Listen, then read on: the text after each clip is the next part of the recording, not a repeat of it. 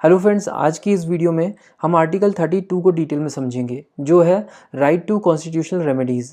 Remedy का मतलब होता है मेडिसिन या ट्रीटमेंट ऑफ अ डिजीज़। तो आज हम समझेंगे कि आर्टिकल 32 कैसे एक कॉन्स्टिट्यूशनल ट्रीटमेंट की तरह काम करता है। देखिए, हमारा कॉन्स्टिट्यूशन हमें 6 फंडामेंटल राइट्स देता है, जो कि हमें कॉन्स्टिट्यूशन के पार्ट 3 में देखने को मिलते हैं, आर्टिकल 12 से आर्टिकल 35 तक।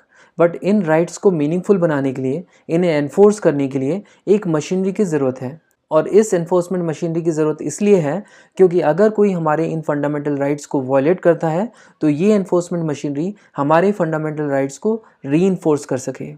इसके लिए इन्हीं आर्टिकल्स में, यानी आर्टिकल 12 से आर्टिकल 35 में एक आर्टिकल है आर्टिकल 32, जो हमें राइट देता है कि अगर हमारे फंडामेंटल राइट को वॉयलेट किया गया तो हम डायरेक्टली सुप्रीम कोर्ट जा सकते हैं। यानी अगर हमारे फंडामेंटल राइट का वॉयलेशन हुआ है तो आर्टिकल 32 हमें ये राइट देता है कि हम सुप्रीम कोर्ट में रिट पिटीशन डाल सकते हैं।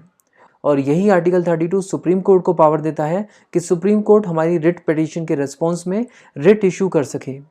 और इस तरह सुप्रीम कोर्ट रिट इशू करके हमारे फंडामेंटल राइट्स को रीस्टोर करता है। आर्टिकल 32 सुप्रीम कोर्ट के फंडामेंटल राइट्स को रीइंस्टेट करने के लिए रिट्स के अलावा डायरेक्शंस और ऑर्डर्स इशू करने की भी पावर देता है। तो हमने देखा कि किस तरह हमारे फंडामेंटल राइट्स को रीइंफोर्स करने के लिए आर्टिकल 32 हमें राइट टू रेमेडी देता है। और इस पूरे प्रोसेस में हमने ये भी देखा कि कैसे सुप्रीम कोर्ट हमारे फंडामेंटल राइट्स को डिफेंड करता है और एक प्रकार से हमारे फंडामेंटल राइट्स के गारंटर के रूप में काम करता है।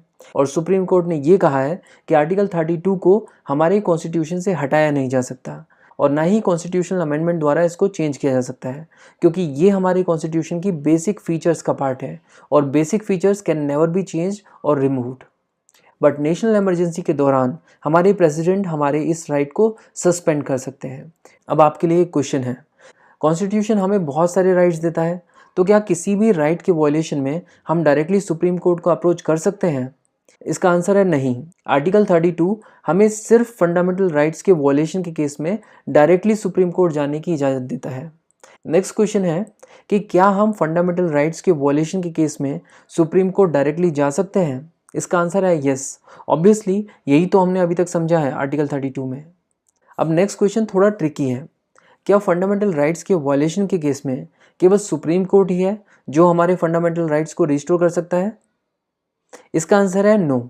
इसका आंसर नो क्यों है, इसे हम एक एग्जाम्पल से समझते हैं। क्या आप मुझे बता सकते हैं कि रेप के केस में विक्टिम के कौन से फंडामेंटल राइट्स का वॉयलेशन होता है? रेप के केस में बेसिकली विक्टिम के आर्टिकल 21 का वॉयलेशन होता है, जो है राइट टू लाइफ। तो क्या एक विक्टिम को अपने फंडामेंटल राइट टू लाइफ के वॉयलेशन के केस में सुप्रीम कोर्ट में रिट पिटीशन देनी होगी? अब तक जो हमने पढ़ा और समझा उसके हिसाब से तो यही एक ऑप्शन है, बट ऐसा नहीं है। हमारा पार्लियामेंट हमारे फंडामेंटल राइट्स को प्रोटेक्ट करने के लिए समय समय पर कानून बनाता रहता है और इस तरह के केसेस में पार्लियामेंट ने क्रिमिनल लॉ अमेंडमेंट एक्ट 2013 पास किया हुआ है विक्टिम्स के राइट्स को प्रोटेक्ट करने के लिए। तो जो विक्टिम है वो सुप्रीम कोर्ट में रिट पिटीशन दे सकता है और इसके अलावा पार्लियामेंट द्वारा पास्ड एक्ट भी हैं जिन प्रोसीजर्स को फॉलो करके लोअर कोर्ट्स भी कल्प्रिट को सजा दे सकते हैं और विक्टिम के फंडामेंटल राइट्स को रीइंस्टेट कर सकते हैं।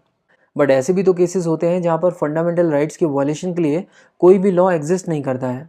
तो ऐसे केसेस में हमारे पास एक ही ऑप्शन है और वो है डायरेक्टली सुप्रीम कोर्ट को अप्रोच करने का। बट मेरा यहाँ पर समझाने का मतलब सिर्फ इतना है कि अगर आपका फंडामेंटल राइट वॉयलेट होता है तो हर केस में आपको सुप्रीम कोर्ट में रिट पिटीशन डालने की ज़रूरत नहीं है। हालांकि आप डाल सकते हो, लेकिन दूसरे तरीके से भी आप अपने फंडामेंटल राइट्स को रीइंस्टेट करवा सकते हो। लेकिन अगर बाकी कोई भी चीज़ काम नहीं कर रही है तो आपके पास सिर्फ एक ही ऑप्शन है, सुप्रीम कोर्ट जाना। अब आर्टिकल 32 की इंपॉर्टेंस तो आप समझ ही गए और आर्टिकल 32 को बी आर अम्बेडकर ने भी कॉन्स्टिट्यूशन में मोस्ट इंपॉर्टेंट आर्टिकल बताया है और कहा है कि इस आर्टिकल के बिना हमारा कॉन्स्टिट्यूशन नल एंड वॉइड रहता। उन्होंने इस आर्टिकल को हमारे कॉन्स्टिट्यूशन का हार्ट एंड सोल बताया है। ये बात बिल्कुल सही है और इस बात से बिल्कुल भी इनकार नहीं किया जा सकता कि ये आर्टिकल मोस्ट इंपॉर्टेंट आर्टिकल है हमारे कॉन्स्टिट्यूशन का। बट इस बात को आप इस तरह भी सोच सकते हो कि जब हमारा कॉन्स्टिट्यूशन लिखा गया था तब डॉक्टर बी आर अम्बेडकर ने ये स्टेटमेंट दी थी और उसके बाद पार्लियामेंट ने हमारे फंडामेंटल राइट्स को रीस्टोर करने के लिए बहुत सारे लॉज बनाए हैं। मुझे कमेंट बॉक्स में लिख के बताना कि क्या आज भी आर्टिकल 32 के बिना हमारे कॉन्स्टिट्यूशन वाकई नल एंड वॉइड है। कहने का मतलब कि आर्टिकल 32 अभी भी इम्पॉर्टेंट है, लेकिन क्या इसके बिना हमारा कॉन्स्टिट्यूशन नल एंड वॉइड हो जाएगा? अब बात करते हैं रिट इशू करने की पावर की। हमने देखा था कि आर्टिकल 32 सुप्रीम कोर्ट को ये पावर देता है कि सुप्रीम कोर्ट हमारे फंडामेंटल राइट्स को रीस्टोर करने के लिए रिट को इशू कर सकता है। बट रिट इशू करने की पावर सिर्फ सुप्रीम कोर्ट के पास नहीं है, हाई कोर्ट्स के पास भी ये पावर है कि वो रिट इशू कर सकते हैं और उन्हें ये पावर मिलती है आर्टिकल 226 से। तो इससे ये बात हमें समझ में आती है कि अगर हमारा कोई भी फंडामेंटल राइट वॉयलेट होता है तो हम सुप्रीम कोर्ट या हाई कोर्ट दोनों में से किसी भी कोर्ट में जा सकते हैं। तो अब हमें समझना होगा कि सुप्रीम कोर्ट और हाई कोर्ट की इन रिट को इशू करने की जो पावर्स हैं इनमें डिफरेंसेस क्या क्या हैं। देखो, हमने देखा था कि आर्टिकल 32 सुप्रीम कोर्ट को सिर्फ फंडामेंटल राइट्स को रीस्टोर करने के लिए रिट इशू करने की पावर देता है। बट आर्टिकल 226 हाई कोर्ट्स को पावर देता है कि वो फंडामेंटल राइट्स और दूसरे लीगल राइट्स के केस में भी रिट्स को इशू कर सकते हैं। इसके अलावा हाई कोर्ट्स सिर्फ अपने ज्यूरिस्डिक्शन एरियाज में ही रिट्स को इशू कर सकते हैं, जबकि पूरा का पूरा इंडिया सुप्रीम कोर्ट के ज्यूरिस्डिक्शन में आता है। तो सुप्रीम कोर्ट के केस में जो रिट इशू करने की जो पावर है उसका ज्यूरिस्डिक्शन एरिया काफ़ी बड़ा है as compare to high courts. और क्योंकि सुप्रीम कोर्ट को रिट इशू करने की पावर आर्टिकल 32 से मिलती है जो कि एक फंडामेंटल राइट है, इसीलिए अगर आप सुप्रीम कोर्ट में रिट पिटीशन डालते हो तो सुप्रीम कोर्ट को आपकी रिट पिटीशन पर एक्शन लेना ही होगा। इसका मतलब ये नहीं है कि सुप्रीम कोर्ट को रिट इशू करनी ही करनी पड़ेगी, बट ये ज़रूर है कि वो चेक ज़रूर करेगा कि वाकई फंडामेंटल राइट वॉयलेट हुआ है कि नहीं और रिट इशू करनी है कि नहीं। हाई कोर्ट को ये पावर आर्टिकल 226 से मिलती है जो कि एक फंडामेंटल राइट नहीं है, इसीलिए हाई कोर्ट अगर चाहे तो आपकी जो रिट पिटीशन है उसको इग्नोर या रिफ्यूज़ भी कर सकता है। तो हम लोगों ने हाई कोर्ट और सुप्रीम कोर्ट के रिट पिटीशन की पावर तो देखी, बट क्या दूसरे कोर्ट्स को भी ये पावर है रिट इशू करने की? तो आर्टिकल 32 में ही ये लिखा गया है कि पार्लियामेंट अगर चाहे तो दूसरे कोर्ट्स को भी डायरेक्शन इश्यूज और रिट इशू करने की पावर दे सकता है। तो ये था आर्टिकल 32 का फर्स्ट पार्ट। नेक्स्ट पार्ट में हम सभी रिट्स को डिटेल में डिस्कस करेंगे। अगर आपको ये वीडियो अच्छी लगी है तो इसको लाइक करें, अपना फीडबैक कमेंट बॉक्स में ज़रूर दें। Thank you so much for watching and supporting books.